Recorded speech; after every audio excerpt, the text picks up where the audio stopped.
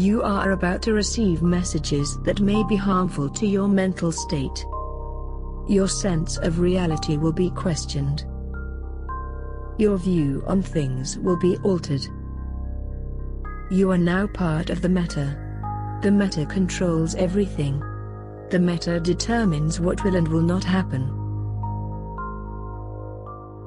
You are watching the Meta Show.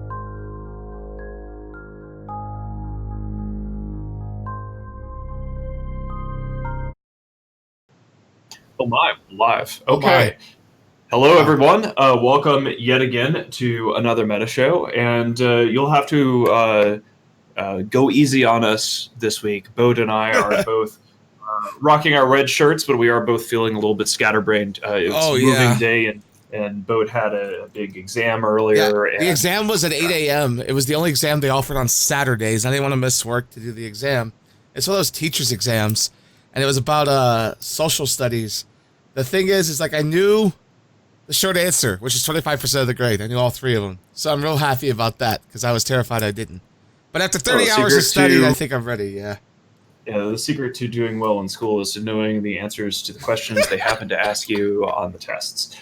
So also got some subs here. So Sticky Notes all, thank you. Also Sam Browning, 12 months, the big 1 year mark. Big Nick 101, 13 months, excellent. Thank you. And yeah, it's going to be interesting. I want to hear from Laura Secco later on in the show. Why don't you just say hello and introduce yourself now? And before we even talk about wormhole stuff, like, you're welcome to jump in and yak about whatever the hell you feel like as we go through some of the topics. So who are you? And tell us a little bit about yourself, Laura Secco, please. Sure. Thanks for having me on. I'm Laura Secco. I'm what you'd call an Asakai baby. I started thanks to this dude in the channel with me, jumping his Titan by accident. I saw the news coverage of that. Started playing Eve. Was in Brave Newbies. Brave Newbies was all the craze back then. Ended up in Suicide Corp in Goon Swarm. Had a blast for about 10 months, and then got the wormhole bug. Thought I'd go and check it out, and I've been in Hard Knocks ever since, on and off. We did a little bit of time in Skilly Self, a little bit of time in Volta, those sorts of groups. Excellent. So today, so one of the things we wanted to do after last show's, like, wormhole rant and things like that, I'm delighted to have somebody who is actually from that society that can sort of translate for us. Especially, I didn't know about your background in Brave Newbies or in Goonswarm, so it's going to be cool. You can like translate for us, what's really going on over there as we get to that. So the main topics for today, guys, we're going to be talking about, obviously, wormhole stuff, because we have a special guest related to that. We have some news regarding the FRT war, but also the MER has come out, and Noisy Gamer has posted one of his epic data-hungry blog posts. I'm going to go ahead and link that here in chat for everybody to see, because we're going to be talking about that later. As usual, Noisy Gamer is one of the subject matter experts that we rely on for numbers and truth. So there is a lot of data in there, and I was actually just reading it like 5 minutes before the show started. He's been trying to figure out the impact of Hurricane Hilmar, the impact of the Sino changes being more dangerous to PvP than the blackout changes. And thankfully, he appears to be in chat here with us, so he can tell us what he actually meant to say when I inevitably fucked up. He should come on here. If he messes with Discord, I'll bring him on. Yeah. I don't know whether he actually wants to bother with like doing the whole voice chat thing, but he's certainly welcome to. Yeah, we're gonna jump in because our top story today is the cessation of war activities.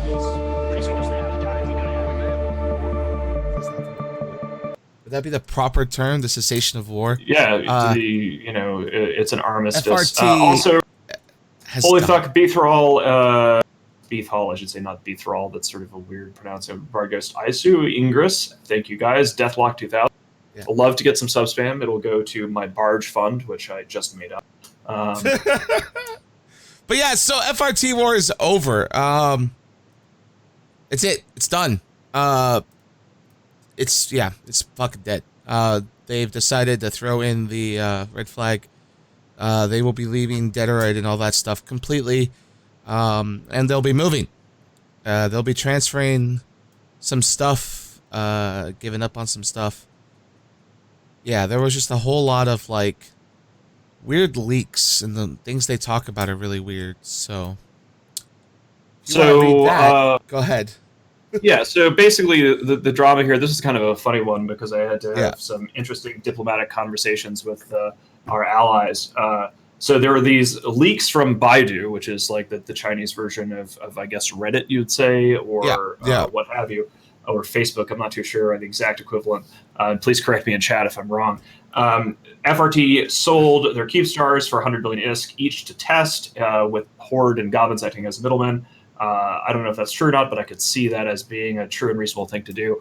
Selling your assets as you're planning on leaving a theater is a pretty standard, like, end of a nullsec war thing.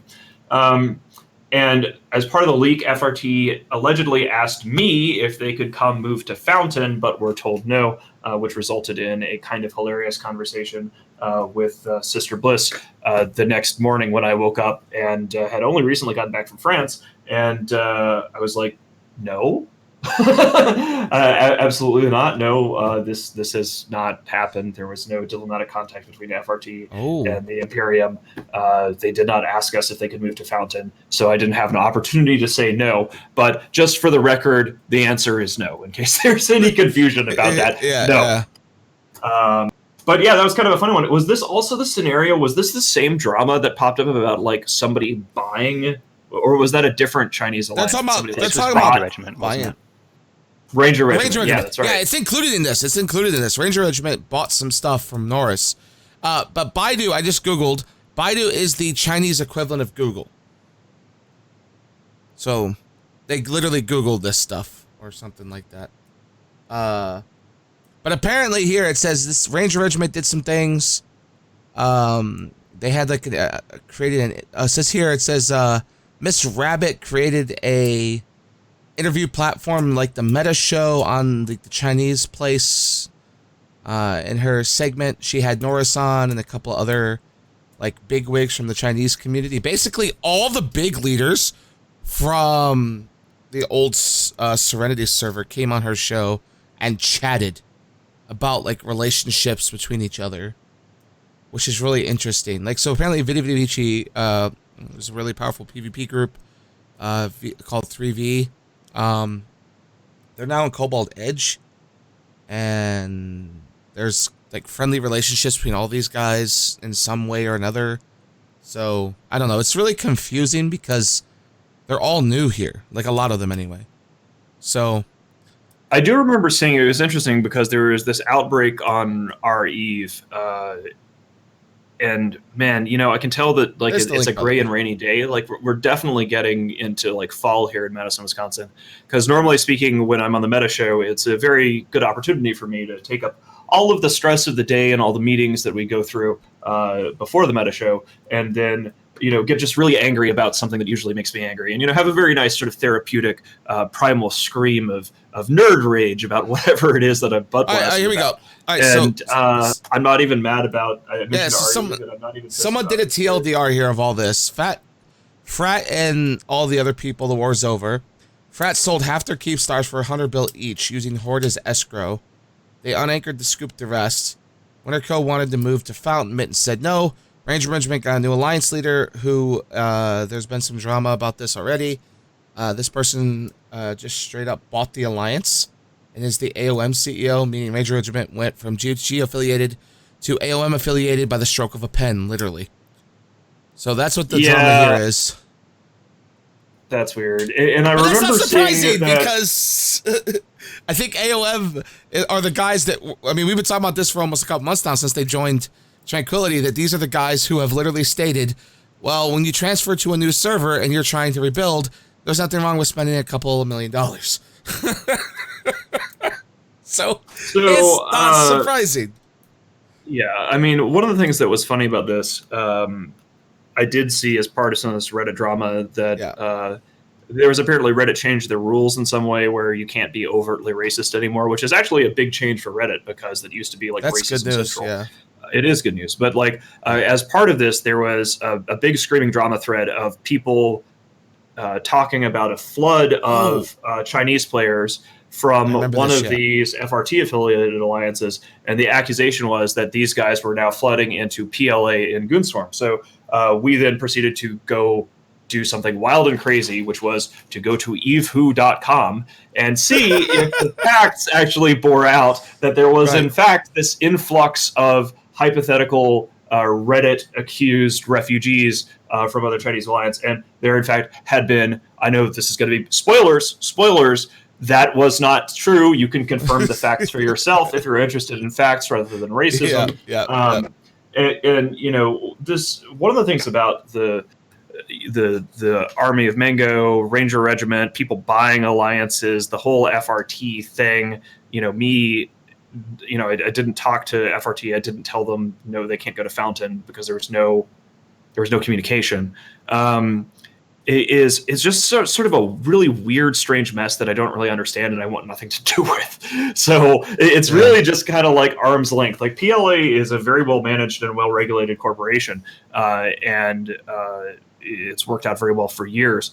And it's just one of the things that is disturbing to me watching the discourse of non-Chinese EVE players is this sort of inherent, often racist suspicion of, you know, Chinese bad, this or that or whatever. Lots of finger pointing, lots of accusations, lots of othering.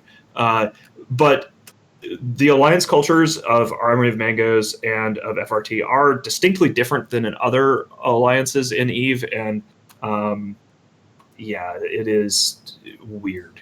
The more I read about this, do we know? Is it true that somebody actually bought a Chinese alliance? Also, Lord Psycho, if you know anything about this, feel free to jump in and run your mouth. Like, all that's been confirmed is 5 trill exchanged hands, and they claim it was an investment. So the 5 trill definitely went from one wallet to another, but the intent behind that we may never know for certain. This Miss Rabbit person is claiming that it was never, we're buying you, no RMT activity, no major power, like no pet plans for a Ranger Regiment, that kind of thing. But you have to remember, AOM dominated Serenity for so long that the 0-0 climate was AOM, the rest. They're the ones that won the Serenity version of the B-R. They were the ones who killed, 100-some Titans. They're the powerhouse that came from Serenity, and they brought everyone. When they transferred, I mean, they had a meeting. PICB, they're called AOM now, but it's PICB. They're the ones that had like a mumble meeting one day and had like 1,500 people show up, and all of which the people that showed up were like, okay, we're going to Tranquility together. Let's go. Not PICB, PIBC. What? One of the challenges about the the English speaking player base is that, a lot of times when we try to figure out what's going on with the Chinese player base is that we just don't know what the fuck we're talking about. And I'm afraid this is one of those scenarios. It's the same thing as back when Lord, whatever his name was. Sir Lordex, right? It was all such speculation. You would hear from some Russians at dark alleys, hey, we heard $200,000 just got spent. And you would see on the Russian forums that everybody in Russia knew about this, but us English-speaking folk here in the U.S.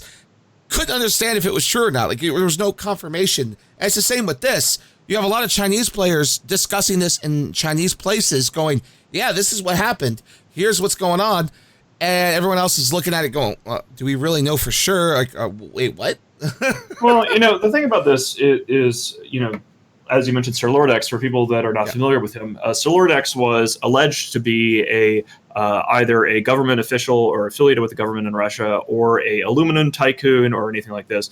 And what he was doing was throwing around a lot of real world money. Like, I think at the time it was like $50,000, buying Plex in a legitimate way and basically using real world money to buy Plex legitimately. This is not RMT. And then funding an alliance. In this case, it was White Noise was the big alliance. And they got a big ass Titan fleet, used it to crush the old Northern Coalition, and then we kind of annihilated them in Branch in one of our first little wars of the CFC. So that was fun. Yeah, that was an interesting thing, because the first time he came into the game, it was rumored that he spent like $65,000 in cash, and he RMT'd, and he bought 4 Titans and a bunch of other things. And then CCP slapped him on the wrist and was like, no, dude, you're not supposed to do this legitimately. They took all his ISK. He goes, fine. And then he dumped an equal amount to then buy Red Overlord. He also bought out 2 FCs and started paying them. And the joke at the time, new flat, new teeth, new life. Yeah, new flat, new teeth, new life. Is that he dropped $35,000 in Evil Thug's lap and said, look, stay out of this. If you're not going to stay out of it, you're going to help me. And then he also bought Nink and put him on the payroll for $2,000 to $2,500 a month and said, UFC for me now, you play Eve all the time, which is why Nick played Eve all the time at the time. And that actually is a great line because we have that similar kind of thing happening or rumored to be happening with Elo, where Elo was bought by Norris to come over and FC Fraternity. Was the rumor for? I don't know. I think this is the kind of thing that's actually good for Eve. Like, as long as it's done in a legitimate way. Like, this is an interesting distinction, right? On the one hand, you would think that if somebody goes in and uses Plex to essentially fund a whole bunch of external money, I might not like it. I didn't like things in the casino war because that was done in a completely illegitimate way that you couldn't attack, you couldn't deal with. When people buy Plex large amounts with real world money through a legitimate way, if they invest in the wrong place, that money will be taken from them. That money can be stolen from them. If they hire an FC like Elo or Nink or Poops, as he was, because that's how it's said in Russian, or Evil Thug, that's sort of like a permanent content creator, right? Somebody who is literally on the payroll to FC all day, every day. Now, they might burn out and quit once they're done because once you get used to getting paid. Well, yeah, that's what happened to White Noise, right? Yeah, that's what happened to White Noise is that they just got to a point where, like, okay, we just conquered the whole North. We got paid to conquer the North. We're not getting paid anymore. We're not going to really play the game. And then they got wiped out. So here's an interesting point, and you're going to like this. It says, the woman who bought Ranger Regiment, this little rabbit person, she claims to be extremely wealthy IRL and bought Ranger Regiment on spur of the moment because she was being attacked and bullied by people from Winter Coalition, like propagandists, like their version of the bad, like all these, like, think about like all this, I'll say this in a nice way, scum of Reddit, right? Are Eve, who really just like the vocal minority. Imagine that, but on the Chinese version, going after this lady, and she goes, you know what? I've got more money than you. I'm buying an alliance that can crush you. And that's what she did. That is amazing and true. She just said, fuck this. I'm going to throw $100,000 at this. I'm going to crush you at my wallet. Yeah, I mean, again, as I think January Valentine is what January Valentine is putting out here in chat is that the only thing that's confirmed is that the characters for this person ended up in the executive corp in RR, and we'll have to see if anything actually comes from that. But it has been interesting because with the end, let's start doing some speculation about things that are not Chinese specific here. Right. But one of the questions will be, okay, now what for FRT and now what for Test? Is Legacy has been enjoying this sort of long-term conflict. I'm not sure if enjoying is the right word, but they have been doing it for a long ass time now. What's next for them? And similarly, what does FRT do? Well, yeah, that's the thing. So it's looking like FRT is going up towards more into the drone lands. They're going to put themselves in the realm of Pandemic Horde. I believe there was some fighting in Kesh recently, though it's been kind of a mess. But that is going to be an interesting situation and dynamic because while they used Horde to help them get these Citadels sold, FRT has experienced this before where they've been kicked out by a major group and had to change servers completely. So it'll be interesting to see what they do in the drones because drones, they tend, people go there to die. You can see NC Dot slowly dying there, no matter how much they try to. NC Dot lost a fight to fucking Guardians of the Galaxy this week too. Like, that's I mean, it's been bad. Test though, I don't know what Test could do. Test's been constantly fighting for what, 2 years now. I think they're going to probably take a break. Someone here said that they planned on going on a deployment similar to how we did Hakonnen. Maybe they're just going to go take all the guys that want to do war stuff and just go have fun. But FRT is currently in the drone lands, and it'll be interesting to see if they stay there. Because that's the thing. Where do they go next? Because no one just lives in the drone lands when you've spent the last 2 years fighting. Now, maybe that's what your alliance wants, but I don't think that's an ELO thing. I don't think that's something that ELO would want to do. I don't know. Also nominate 51 months. Thank you. Okay, here we go. Here's a link. But what do you think? I mean, Loseko, we have you here, and I know you're new, so you're probably not talking much. Yeah, do you follow any of these like speaking as a person who is high up in like a big wormhole group hierarchy? Do you guys pay attention to like these nullsec slap fights, or does it not really like rise to the level of you guys giving? So personally, yes, I do. The reason for that is we do actually have a member in Hard Knocks who is FCing for Fraternity. So he's a line member in our group, and then he has alts and he FCs fleets for the Fraternity.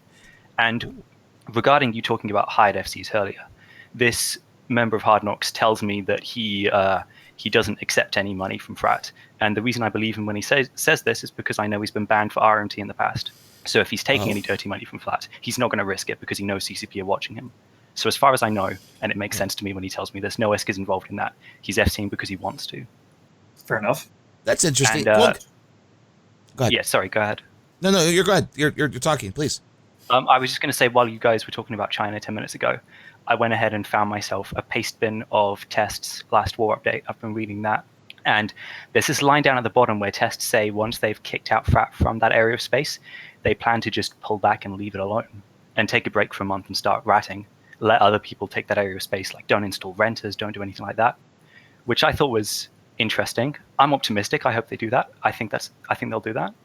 I think it's a good idea. I mean, that's what we did in Tribute, and it worked out pretty well. Like, basically, we burned everything that NC had in the Tribute zone, and then we withdrew and basically said, let's see what sort of seedlings plant themselves there. And I haven't taken a look at the map of Tribute in a while, but last time I checked, there's actually a fair number of little Babby alliances that kind of put down roots. They have roots there, but yeah, I went roaming in Tribute the other day, and the only alliance I saw there was some like fringe, like 30-man alliance, and the rest was dead. Like the solve was all split up among all these different groups, but nobody. It's a actually hodgepodge there. Shit show, which is right. Good. I mean, I also think it's worth. I'm curious. Sorry, I keep interrupting. I'm sorry, I've got latency. Oh, fine. I think it's worth pointing out while we're on the topic of alliances doing things for the good of the game, like Tess leaving this area to move in. This is a bit of a digression, but in low-sec faction warfare just now, I've just seen a Reddit post a couple of days ago where Amar and Mimitar, enemies in the war zone, have agreed that they're going to let each other conquer each other's mission stations. So if you can't dock in somebody's mission station, then you can't run the missions there. So the Amar are going to conquer the Mimitar ones, and the Mimitar are going to conquer the Amar ones. So nobody in either war zone is going to be able to run missions. The reason they're doing this is because they believe this mechanic is bad for the game, and CCP aren't doing anything about it, so they're doing it themselves. Which I thought was fast. I've never heard of a group do something like that. So it's like a general strike. Yeah, I did hear about this. That's an amazing idea because it'll force CCP's hand, because Amar and Mimitar faction warfare stuff is all the faction stuff used for those. And I've been enjoying a relatively cheap faction of Republic Navy stuff for like webs and long points and stuff like that. They're pretty cheap nowadays. For sure. So so have they? I know that was announced. Has that has that happened yet, or is it going to happen? What can you?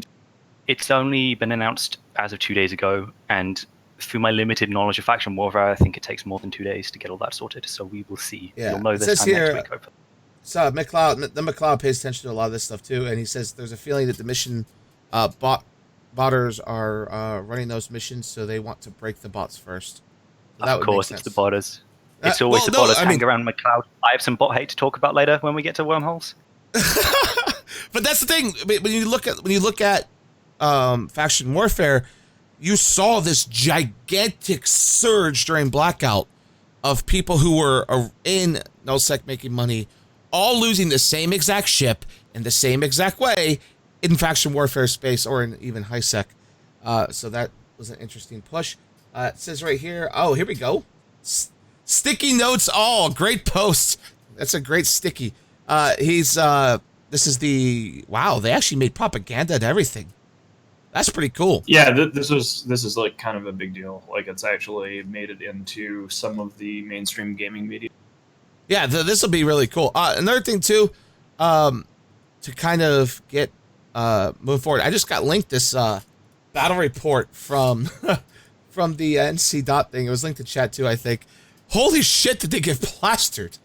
I mean, they kind of held their own, but I'm sorry, NC dot shouldn't be getting plastered that hard by a group that barely plays the game. Just be honest. Darkness has made it very clear They very barely play the game right now. And the fact that they had all these people helping NC Dot and they still got plastered that hard. They had 656 ships die. It is interesting. I mean, Vince's corporation left NC Dot. We talked about that a little bit last week. Seeing this kind of thing happen, I think a lot of people have made the assumption that Guardians of the Galaxy are an easy target, right? So, like, when people lose wars, they go, oh, let's go beat up on Sword Dragon. And so we sort of expected this with NC. We expected this with FRT. Now, of course, FRT has a different time zone matchup against Guardians of the Galaxy than NC Dot does. But I was genuinely surprised to see. And well played to Guardians of the Galaxy. Like, if we have all been underestimated, if we're sort of assuming that they're the sick man of Europe, and it turns out that they aren't, high fives all around. Well, this is not what we expected. No, but this also points to a very important key fact, and I'm going to link another battle report that shows it too. The Munin is God now. We don't have this in our notes, but I need to bring this up.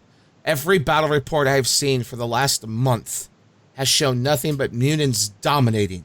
So if you look at this battle report I linked, you had Mutants versus Eagles. So you had the Horde Eagles versus the Ranger Regiment and such Mutants. And the Horde Eagles just got obliterated. That was the subcat fleet for NC Dot. And NC Dot was also in Eagles. And you could just look. They just got fucking plastered. Now, I can't tell what side Initiative was on this. So maybe they played a large part in all those Eagles dying. Looks like they were on the side of Darkness on this one. But, yeah, a lot of dead Eagles. And when you have a lot of dead Eagles, your capitals die shortly after, so that makes perfect sense. Yeah, it looks like Mutants win. And Mutants, again, I linked the battle report here too. This is completely unrelated to the NC Dot thing, but I think this is very important. We watched Siege Green in some pretty nice, very good-looking legions, and I'm not saying these are cheap legions by any stretch of the means. These are pretty nice legions. Get plastered by Mutants from... what do they call these people again? Providence? So, yeah. What do we call these people again? I had a brain fart for a second. I was looking at Severance and CBA, and I was like, oh, Providence, right, okay.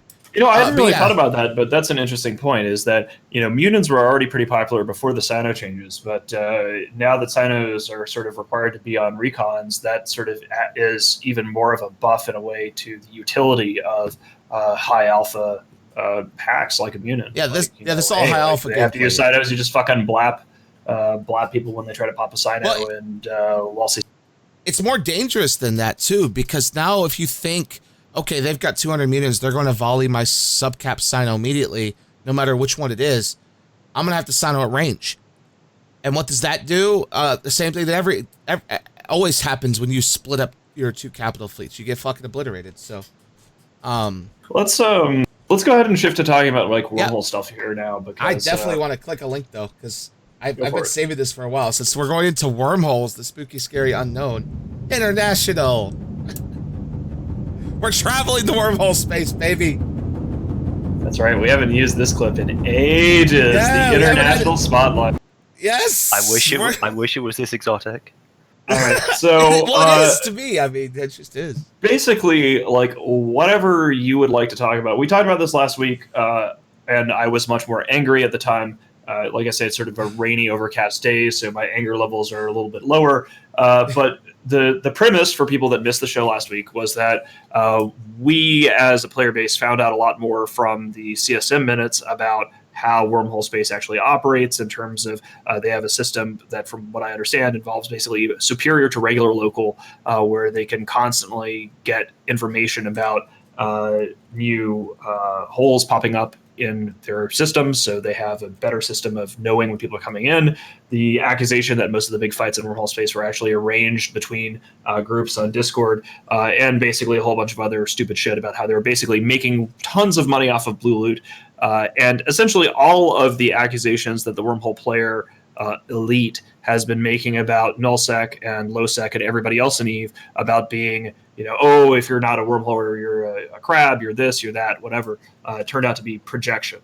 So we have Laura Secco here to potentially tell us how things actually are from his perspective. So the floor is yours. What the fuck is going on over there? I'm going to before I dig into the nitty gritty of the PvE, I want to start by addressing the wormhole Reddit posters that you guys hate so much.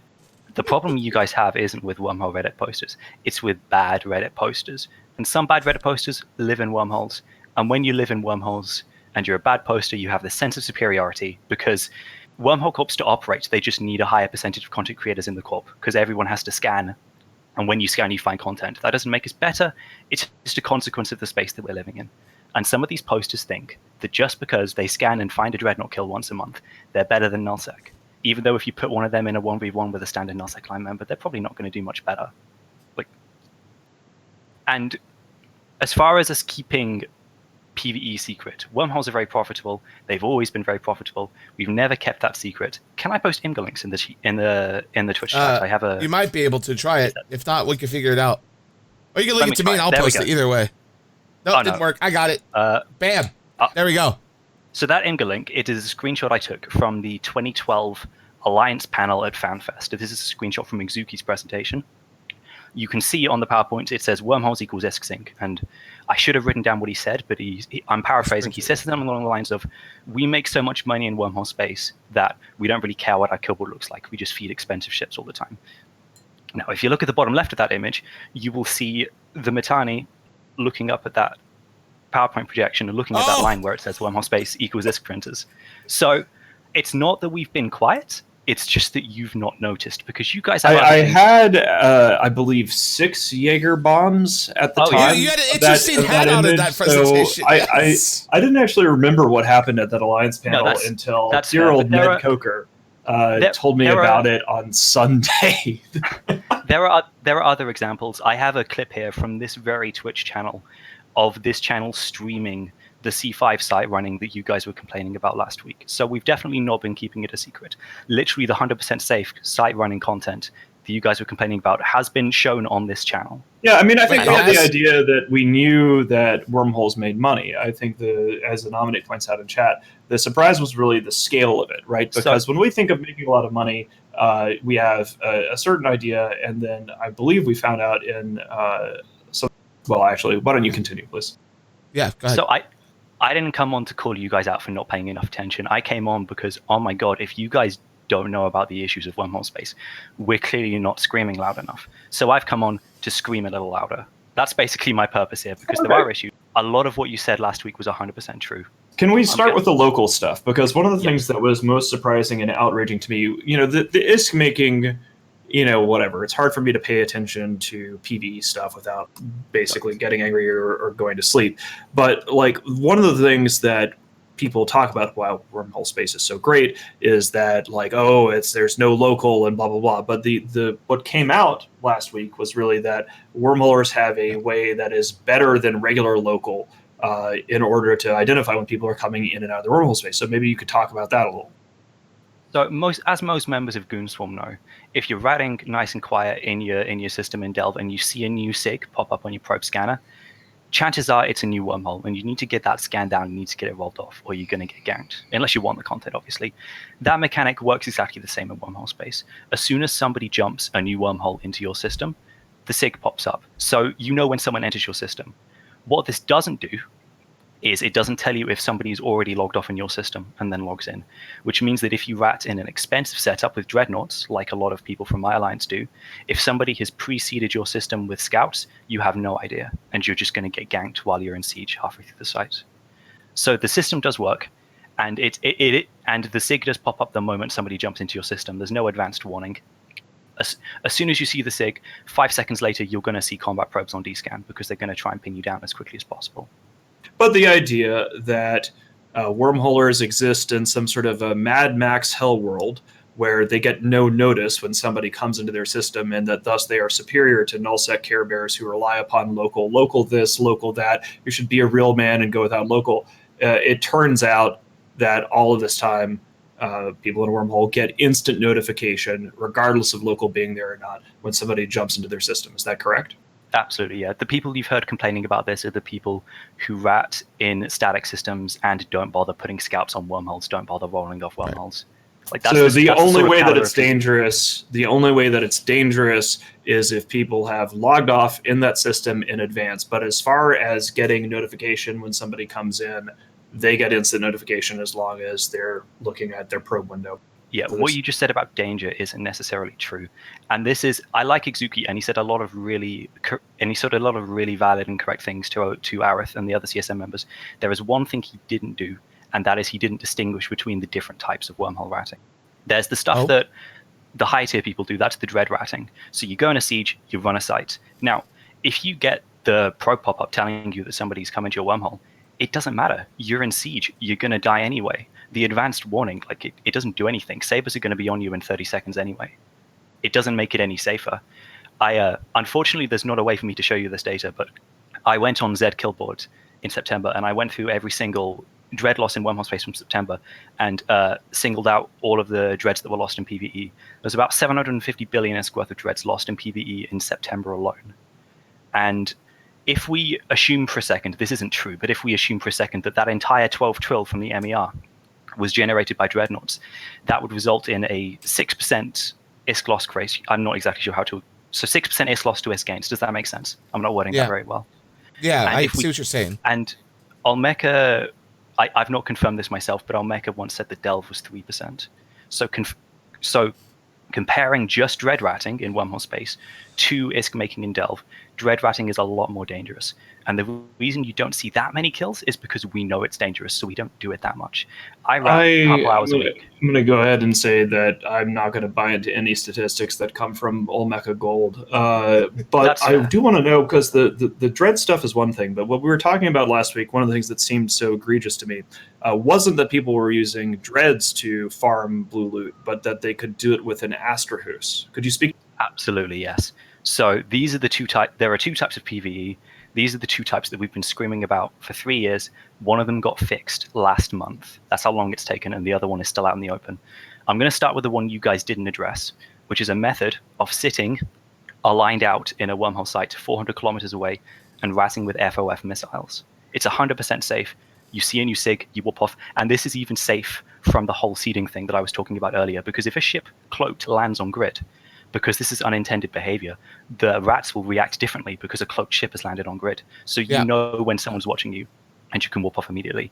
Thankfully, CCP removed that in the September patch. It turned out to be a bug, and I believe you'll see that the MER, the ISK generated wormholes went from 14 trillion to 12 trillion over the past 2 months, and I largely attribute this to this nerf. The second type is Go ahead. Keep going, please. The second type is the ones that you were talking about last week, which is rattlesnake ratting, and it works exactly to the letter how you described it last week. This is almost entirely in C5s. This doesn't work in C6s. If you're in a C6 PvE hole, it's dreadnoughts, except for a couple of niche wormhole effects like wolf riots, which have really good frigate damage and you run them in confessors, but that's not really relevant. The C5 rattlesnake sites, you sit in the site. When you see a new SIG, you MJD out and you're safe. At the end of the site, you spawn the Drifter and then warp off. The Drifter bounces around the system. You wait for it to land on the Astra, and then you kill it with the Astra. Nobody ever bothers seeding these, because why would you commit ults for several days just for a few rattlesnake kills? There's no point. People would do it for dreadnoughts. They wouldn't do it for rattlesnakes. So this is 100% safe, besides DC and pilot error.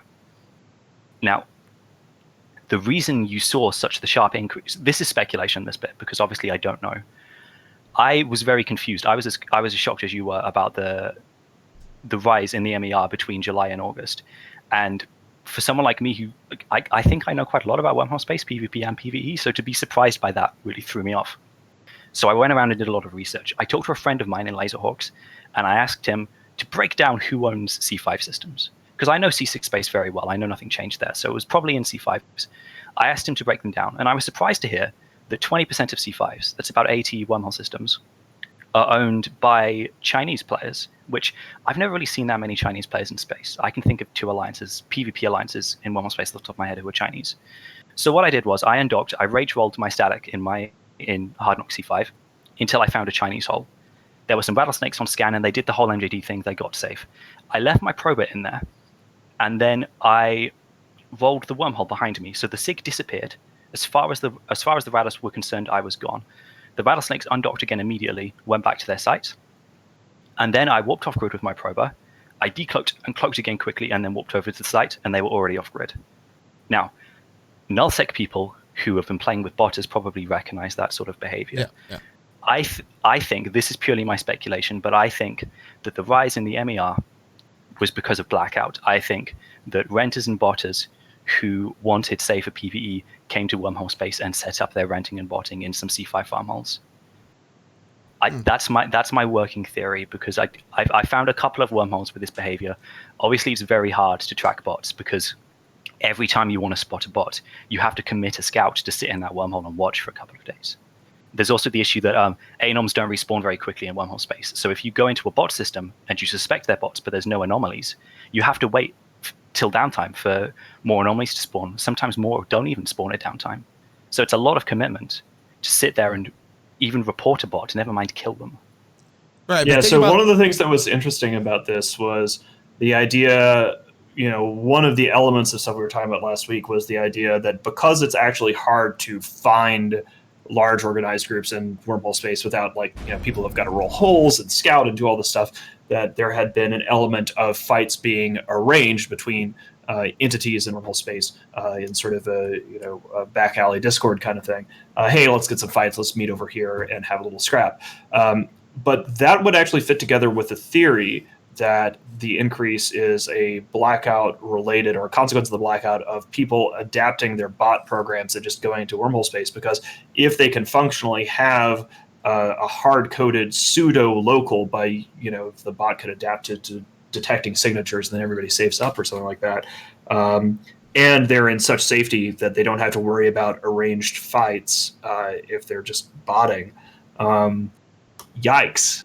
So yeah, I am going to... Oh, go ahead. I would like to clarify the thing about arranged fights. This backroom Discord you talk about, it doesn't really exist. The only thing we have close to that is a Discord that we set up during Hard Knox's eviction, which is still running. Nobody ever talks in there. Nobody arranges fights in Discords. We don't burn in between each other's systems. So DBRB, I know you take out fun fleets, because when I was in Goons, I was on a couple of your fun fleets. What you do is you get together, a bunch of kitchen sheep things. You go to someone's staging, you blow up some of their radars, sit around for a bit, try and get a fight. If they don't undock, you move on to the next staging, right? That's a fairly typical roam, at least when I was in nullsec.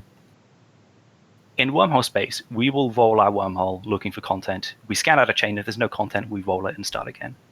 And then eventually we run into another PvP group and we want to fight them. They have no ratters in space because they all have C6 and C5 holes. So we ask them for a fight in local. And you guys have the option of just moving on to the next group if they say no. In wormhole space, we don't have that option. It could be 1, 2, even 3 hours before we roll into another PvP group who would give us a good balanced fight. Balanced fights are pretty rare in wormholes. So we'll make concessions to get the fight out of them. We'll agree no podding. We'll agree, okay, you guys have 20 less people than us. We'll log off our ults. Or if the enemy outnumber us, we'll ask them to log off some ults just so we don't feed for no reason. That's the level arranged fights are. We don't decide at the beginning of the day, hey, let's fight you today. We roll into someone. We both decide we want content. And usually it just happens and we fight. Sometimes if you roll into a group, like this happens a lot with us because a lot of people are scared of us. We just want content. There was a group we rolled into a couple months ago who could only fly Taloses and Myrmidons. And we wanted to fight them. They were scared of us. So we shipped down to Tech 3 destroyers and we fed to them horribly. And it was a blast. That's the level arranged fights get to in one. Yeah, I have no problem with this. And let me make it clear here. So one of the reasons why it's annoying to have wormhole people herfing glorfs about how great they are and how they're totally not crabs and how they're better than people in nullsec is finding out that, lo and behold, the amazing Mad Max wormhole warriors do arrange fights. So essentially what you're saying, I have no problems with the principle of arranged fights because everybody does it. I don't like the practice of claiming that, wormholers are off there doing that Max thing. Essentially what we're seeing here is you're saying that wormholers don't really arrange fights in advance, but when they find other people to potentially fight with, they then arrange and organize the fight at the time and place in order to have content. So you are basically arranging fight. You're just not doing it in advance on a Discord. And that's cool. I have no problem at all. Everybody wins there. It's just that I think we should dispel the notion that, the narrative that is sold about wormhole space is that it's like these Mad Max bands of space cars ramming into each other randomly, and then there's all these explosions, as opposed to what it sounds like is, hey guys, it's time to stop PvEing and let's have a fight. You roll some holes, you find some guys, you kind of negotiate, well, we've got all this shit, well, you've got not very much shit, we'll ship down, let's have a slap fight, and then go from there. Is that a fair description? Yeah. That's essentially what happened. The reason Wormhole Space has the Mad Max reputation is due to the evolution. It was really like that in 2012, 2013 or so. There were two reasons for that. Firstly, there were less bear holes because people were poorer and there were more people ratting in their homes. So if you rolled into someone's home, there'd be dreadnoughts out in space, you'd go tackle them, and there'd be no arranging there. Everyone would just pile as much as they could in there. That sort of thing doesn't really happen anymore because everyone has bear holes. And the second part of this is the probe spawn mechanic that I discussed earlier. That was introduced with the Odyssey patch in mid-2013.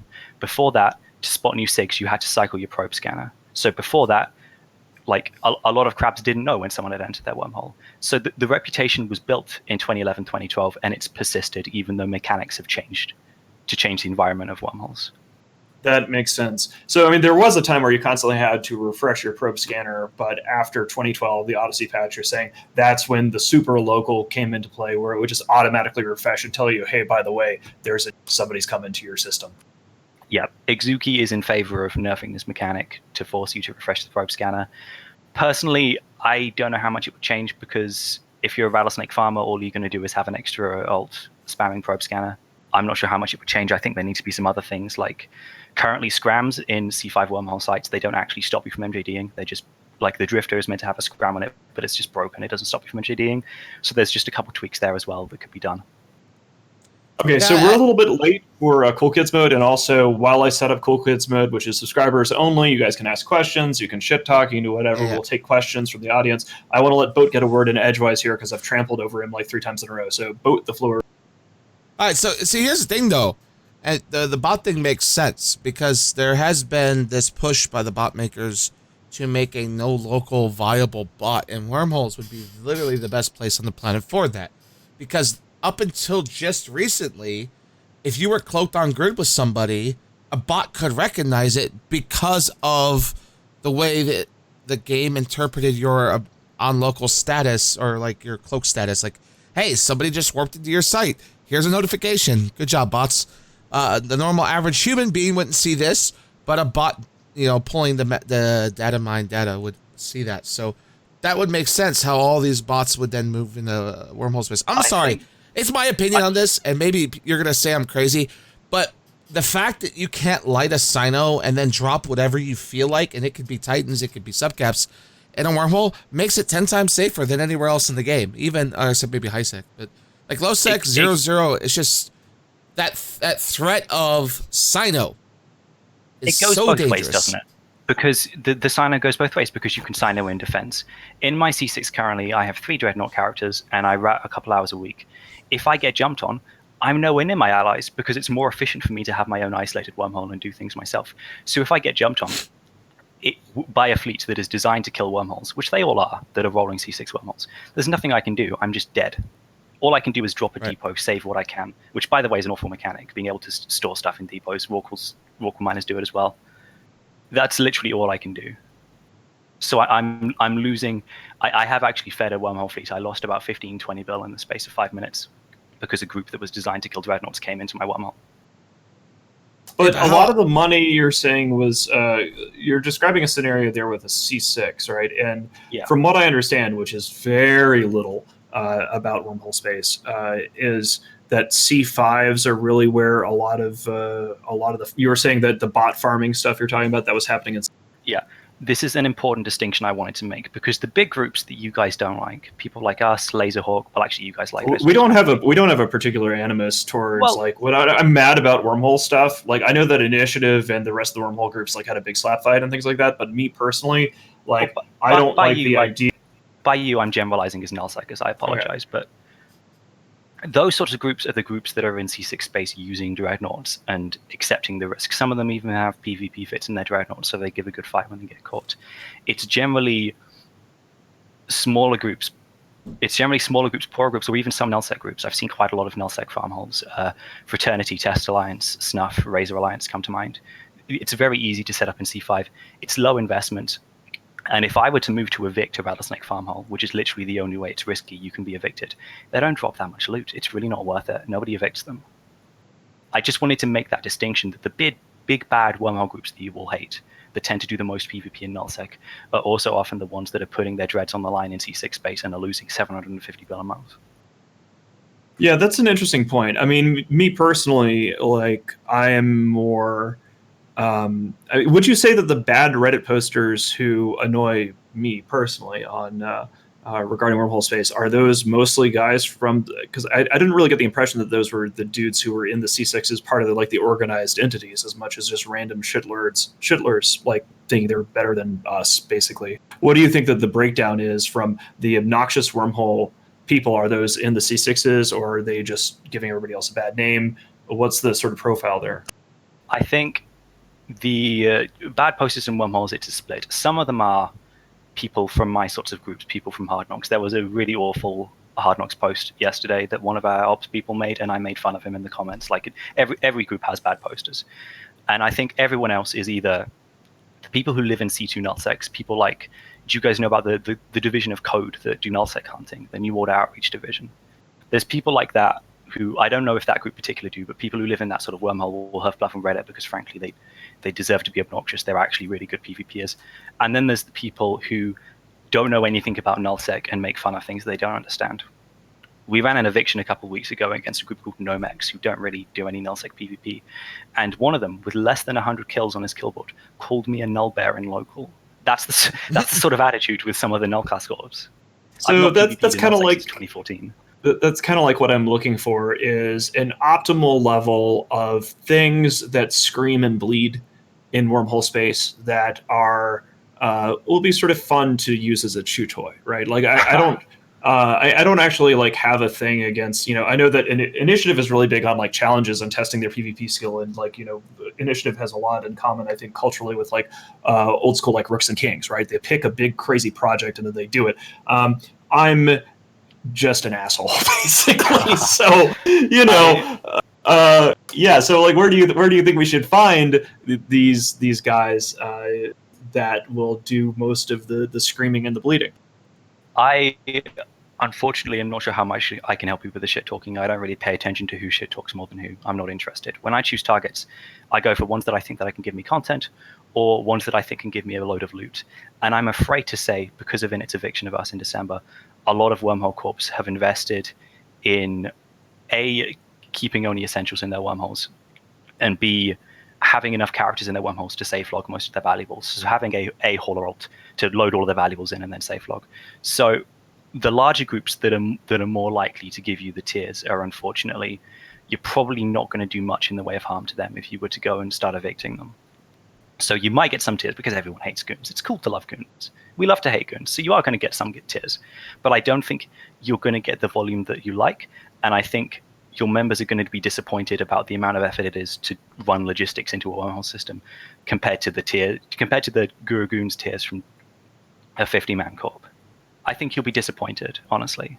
Well, the 50-man corps are the ones that have like all of their shit because they don't have discipline. So like when they lose stuff in a wormhole, presumably they lose like all of their stuff, as opposed to what you're talking about with a more disciplined scenario with a more organized group. So honestly, as a consequence of groups being less disciplined, I don't tend to run into them that much. They're not formed up to fight us. They see us and then they run away and log off before we can even work out who they are. So these guys are probably completely below your radar.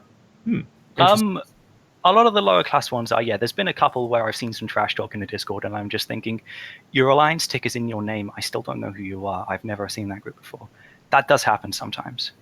But a lot of them are our posters. As I said, I can pick out some really bad comments and posts from people who've posted from Hard Knocks and Laserhawks. Well, I'm not going to hold that against Hard Knocks and Laserhawks. I mean, we have terrible posters, including myself. So, like, and at the end of the day, I'm not gonna give you a name of a wormhole corp on the platter, obviously, because I'd well, I mean, we have to find them anyway, right? Because that's the thing with wormhole space is like, you can, unlike in nullsec where like we know everybody because everybody who's anybody has space on a map, and you can say those guys live in those regions. You have this weird scenario where you might have a bunch of people in like C2s and C3s that you would never encounter, never have anything to do with, never realize that they even exist just because you don't bother going into those holes or whatever. Honestly, I'm sad that it's come to this because you guys are only looking at wormholes because you're not being provided by CCP. That's how I'm viewing it right now. Well, yeah, I mean, Fozzy is cancer, and that's one of the other reasons why this whole thing is so fucking stupid, right? Like, it's not.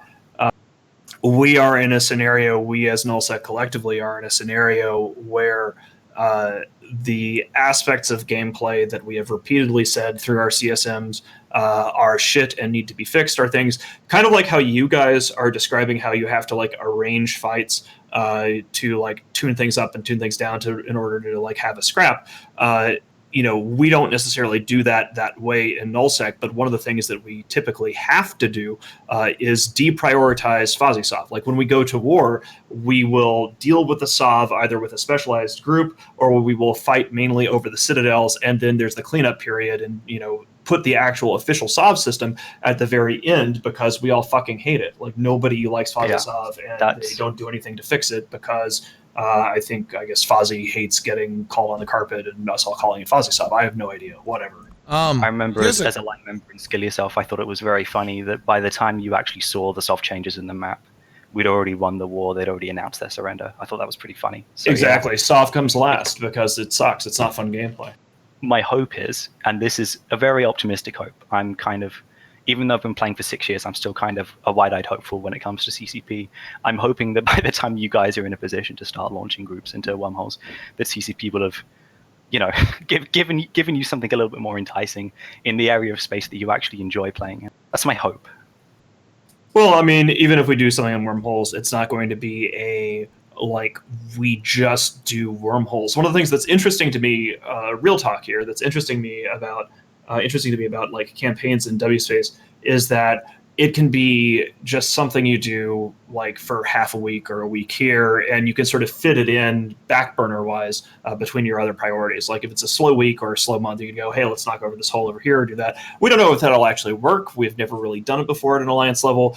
Initiative have certainly done it, but I'm lazy and don't want to commit us to doing any major keep star destruction, let's get rid of a C6, like storm the castle kind of thing, when we can set a few villages on fire first and see if we like the smell of the burning huts and the screams. I think that's fair. I think you'd be disappointed by the lack of tiers from an extended campaign. You'd get tiers out of me if you came for Hard Knocks, but they wouldn't be aimed at you. They'd be aimed at CCP, honestly. That's probably true. All right, so let's see if we have any questions from... we'll go a little bit longer. I don't know if we have any questions from the crew here. We'll give it about 5 more minutes. We haven't had a chance to... I haven't asked, I should say, if folks in the Cool Kids Club want to run anything past our guests or past myself and Vote. We have a lot of the Imperium is kind of busy with a move today, moving socks. But I'm very curious. Is it E-Vegas coming up soon? Like, what are they going to announce at E-Vegas, you think? Yeah, John Hartley does ask kind of the $64,000 question. I mean, E-Vegas is going to be really awkward this year, I think. I mean, it's going to be fun for the players and what have you, except for those of us that are going to have a shitload of meetings about planning next year's E-Vegas, unless CCP backs off the precipice of saying that they're canceling, but they kind of announced that they're not doing Vegas next year.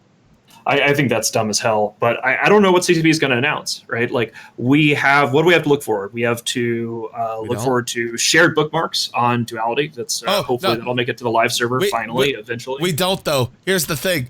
There was a post this week about 1 step forward, 2 steps back. So shared bookmarks are amazing and awesome, but you can't contract sites that like tens of tens and stuff like that, which is a very nice moneymaker for people living in 0-0 that run anomalies. They'll get like a site that they never plan on running. They sell it to someone who wants to run it, and they sell it for like 75 to 100 million ISK, and they move on. Well, now you can't bookmark it and contract the bookmark anymore. Bookmarks will not be contractable. CCP periodically changes things, like when they introduced Keep Stars, that you can have contracts in, that kind of killed the honest third-party Titan broker career that I had enjoyed for many years. So what they're saying now is apparently you're going to have to warp to the site with someone, trust them enough to have them warp with you, and hope they pay you afterward, is what they're talking about. No, so what the system will let you do, it will allow you to share bookmarks from the comfort of your own station. The issue is, what a lot of your writers do is they'll do a bunch of sites, and then they'll bookmark the escalations, put them on contract, and then log off. You can't do that anymore. You have to be online to do the transaction. But the transaction itself is easier than it used to be because you don't have to meet up at a station to transfer the bookmark. It does make it a bit more of a pain for you guys, but not that much. The mechanic still works. For wormholes, this is fantastic. There's a question from January Valentine for Laura, which is, where do you see wormhole space in the future? How are you guys feeling despite the dissatisfaction that seems to be really loud? PvP in wormholes is undeniably on the rise. The stats show it. It's a very positive trend. Last I heard, the percentage of players in wormhole space in the whole of EVE was 7%. The stat that I'd heard before that a year or so ago was 5%. We're growing. It's looking up. We're getting more fights. I'm really positive, honestly. Assuming goons don't come in and drive everyone else. And drive everyone out, that is. No promises. No, of course. I don't expect any. Yeah, I mean, we're not going to, I mean, just to make it clear here, like, we're not going to be doing some sort of grand burn all the wormholes out all the time, because that's just a huge pain in the ass. Like, in order to go into a hole, you need to have hole control. It's something that requires a specialized group, which conveniently we have, joint Pathfinders. And we do have Vegas coming up. So, don't be preparing for an amazing all-out war against wormhole space or anything like that. At least, I don't know, give us a couple weeks. I'm very glad. What do you think? You say that. I don't want to go back to nullsec. There's going to be a lot of questions, but let me ask you this: what do you think of groups like Bombers Bar, who claim to be wormholers and PvPers, who represent the wormhole community, but yet don't actually live in wormholers 99% of the time? Do Bombers Bar say that they represent the wormhole community? Yeah, so a lot of their comments are, we're the wormhole PvPers, we use wormholes, we come out of wormholes, come join us. We, of all these wormholes, we use for fun and fights. And honestly, they live in a wormhole, and the logistics that they would do their day-to-day is going to be similar to other wormhole groups, so I would count them as wormholers. As far as being representatives of the community, in my, 10 months of being a diplomat for Hard Knocks, I've never come across someone in Bombers Bar. So I wouldn't say they were representatives of the community.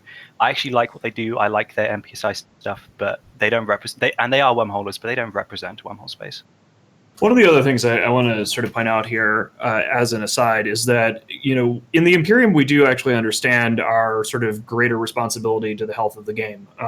When CCP apparently was desperate to ruin the game in order to pad Hilmar's wallet or whatever for the performance bonus that should be triggering again in just a couple weeks. 2 days. And thankfully they... no, I think I thought it was 10/6, right? No, I think it's in mid-October. It was around the October 14th of last year that the acquisition from Pearl Abyss occurred. So we would presumably, for a one-year trigger, or imagine was going to be around there. But now that CCP is backed away from the precipice, like I was having a conversation about with Villy about something. I'm not going to talk about what it was.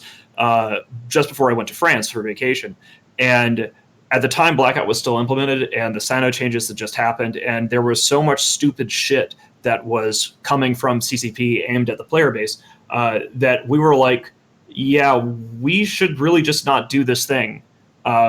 We'll just give it a few weeks and see what happens. And circumstances changed, so we didn't have to do the thing. But like, there has recently been a time where we have examined a scenario and gone, there's no point in ruling over a dead galaxy, right? There's no point in winning Eve if Eve dies. We're not going to be doing a vast, let's just destroy everybody in wormhole space because CCP has fucked up FozzieSoft. Like, we're not going to do that. We are aware of our responsibility of the 800, 900, however many Titan pound gorilla we are. But I'm going to be curious to see, I'm going to be in Vegas. I'm going to be curious to meet with representatives from the major wormhole powers and find out how things actually are, because I don't want to waste everybody's time one way or another. So come say hello, I guess.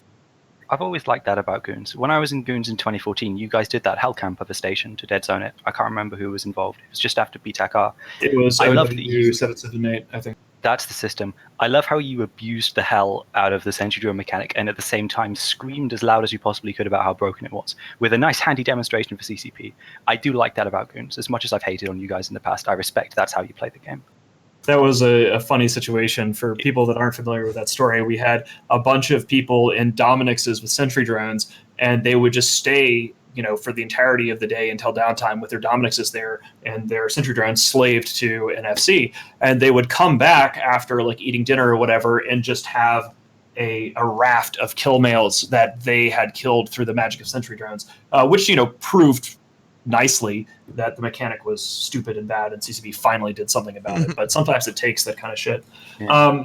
I think that we are now actually about the time that we're going to be good to go with the show. I'm seeing any further questions. Nope. Thank you guys. Also, Cool Kids, thank you so much for asking questions. We do try to actually take questions from Cool Kids. Sometimes we can't do it, but this time we were able to, which is cool. Thank you, Laura Secco. Good to know that you are a diplomatic contact. We should probably establish some formal diplomatic relations with these big wormhole groups before we start kicking over sandcastles. Thanks for having me. Yeah, absolutely. And thanks for explaining for us how things actually work there, because again, it's not our territory of knowledge. Yeah, and Boat had a huge exam today, and it's raining gross outside, so I think we all need naps. Yeah, nap is where I'm going after this show. I'm going to sleep. So fantastic. Well, thank you all for coming. Thank you, Laura Secco, as being our guest, and we will see you all next week for yet another. Bye-bye.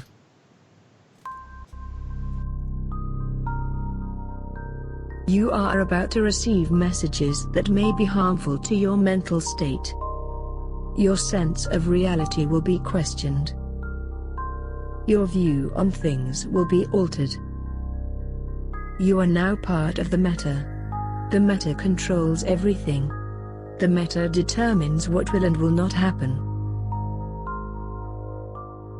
You are watching The Meta Show.